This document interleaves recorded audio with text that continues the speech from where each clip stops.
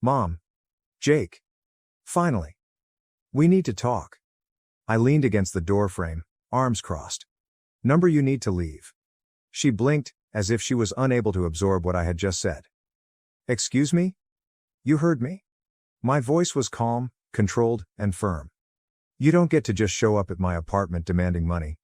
That's insane. Dad gave a quick scoff. Are you seriously going to let us lose the house over a petty grudge? I gave out a frigid laugh. A petty grudge? Oh, you mean the one where you judged I was good enough to pay your bills but not worthy of inclusion in your will? Is that a grudge? Mom gasped and clutched her chest, as if I had just hit her. Jake, that is not fair. We merely did what we believed was best for our family. I tilted my head. Best for the family? You mean the best for Eric? Simply say it. Silence. A prolonged, heavy silence. Eric, who had been unusually silent until now, finally spoke up. Look, man, I don't want to get involved in this. I did not ask for anything. I turned to him, finally letting go.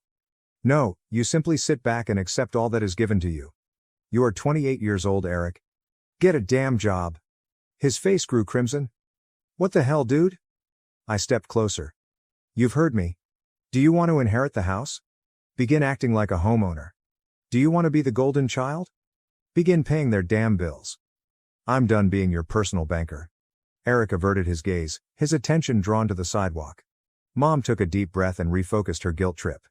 Jake, he's your brother. I nodded. Yep. And I've been there for him longer than you have. Dad's face clouded. You're being selfish? I laughed, a genuine laugh. Oh, that's rich coming from you. I gestured between them. You two agreed that Eric deserved everything, while I deserved nothing. And now when it's time to pay the price for your decision, you're attempting to coerce me into repairing it for you. Not happening. Mom's voice became sharper. We thought you'd be mature about this. I raised an eyebrow. Mature? You mean I should simply accept that I was betrayed and continue to pay your bills? Because, let's be honest, that's what you wanted. Dad stepped nearer, attempting to loom over me as he had when I was a child. We reared you, Jake. We provided you with food, clothing, and everything else you needed.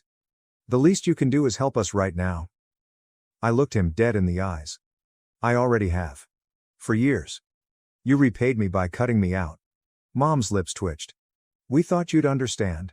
I exhaled and shook my head. Oh, I understand completely. I understand that I was never your family, but rather a paycheck. Silence. An oppressive and unmistakable silence. I turned to see Eric, who was still trying to be invisible. And you? What is your excuse? You had years to mature, organize your life, and contribute, but you didn't. You knew they'd take care of you. And when they're gone, you just expect me to step in, right? Eric eventually snapped. What would you like me to say, man? I did not ask for this. I nodded slowly. Right, you did not ask. You just benefited. His mouth opened and then closed. Nothing. He had nothing. Mom tried one final guilt trip. Jake, we are family. Family takes care of one another. I stared at her for a long time before responding. Exactly. So, why didn't you care for me? She froze. There are no words, no comebacks, nothing. I exhaled slowly, feeling lighter than I had in years. We're done here.